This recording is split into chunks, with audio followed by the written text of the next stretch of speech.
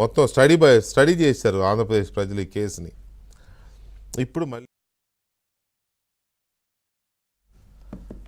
Right, welcome back to the debate. మనతో ఈ కేసులో మొదటి నుంచి రకరకాల ఇబ్బందులు ఎదుర్కొంటూ ఆరోపణలు వీళ్ళ వైసీపీతో కానీ, లేకపోతే ప్రత్యేకించి సాక్షి మీడియాతో కానీ, లేకపోతే జగన్మోహన్ రెడ్డి అనుచరుల వైపు నుంచి కానీ, కీలకమైన వ్యక్తుల వైపు నుంచి కానీ ఒక రకమైన థ్రెట్ ఇవన్నీ ఎదుర్కొంటున్న తెలుగుదేశం పార్టీ నాయకులు, మాజీ ఎమ్మెల్సీ పులివెందుల నియోజకవర్గ ఇన్ఛార్జ్ బీటెక్ రవి మనతో లైవ్లో ఉన్నారు. రవి గారితో మాట్లాడదాం. రవి గారు నమస్తే అండి.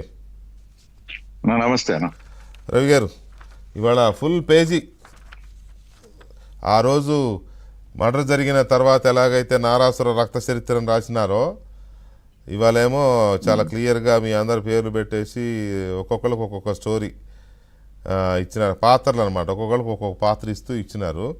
సో ముందుగా అసలు ఇవాళ రాసిన ఈ ఫుల్ పేజీని మీరు ఎలా చూస్తున్నారు? మీకు ఎలా అర్థమవుతుంది? ఎందుకు రాశారనుకుంటున్నారు? అంతకుముందు అంటే మీరు గమనించారు లేదా నాకు తెలిసి 20 days బ్యాక్ 25 days బ్యాక్ నా ఫోటో ఆదినారాయణ రెడ్డిది, చంద్రబాబు నాయుడు సార్ది, తర్వాత తెలంగాణ సీఎం రేవంత్ రెడ్డి గారిది ఎంత ఫోటో వేసి కూడా ఓ రోజు అంతా రాశారు. మీరు చూసినారో లేదో మీకు. ఆ తర్వాత ఇప్పుడు ఇది నేను అంటే ఈ ఫోటోను ఇది చూసి మీరేమనుకుంటారనే దానికి చెప్తున్నా. నేను ఈ మధ్య పులివెందుల మున్సిపాలిటీ అంతా డోర్ టు డోర్ తిరుగుతా ఉన్నా. తర్వాత ఇప్పుడు వేంపల్లి డోర్ టు డోర్ తిరుగుతా ఉన్నా. వాళ్ళలో వైఎస్ఆర్ పార్టీలో ఉండే కొందరు నాకు ఫోన్ చేసి, ఎందుకు నన్ను డోర్ టు డోర్ తిరుగుతా అంత దానికంతా శ్రమపడతాను, మా వాళ్ళే ఫ్రంట్ పేజీలో నీ ఫోటో వేసి మేమే పబ్లిసిటీ ఇస్తాం కదా, నీకెందుకు కాళ్ళ నొప్పులు ఊరికే, నీకు కావాల్సిన పబ్లిసిటీ అంతా మేమే ఇస్తాం కదా, ఎందుకంటే అని చెప్తారు. అట్లుంది ఓవర్ గా మన గురించి ఫ్రంట్ పేజీలో వేయడము, ఇదే ఈ రకంగా చేస్తా అన్నా. ఈ రోజు ఆ పేపర్ లో ఏదైనా వచ్చింది అనే దానికి ప్రధాన కారణం వచ్చేసి సునీతారెడ్డి గారు ఢిల్లీలో ఇచ్చిన ప్రెస్ మీటే దానికి కారణం.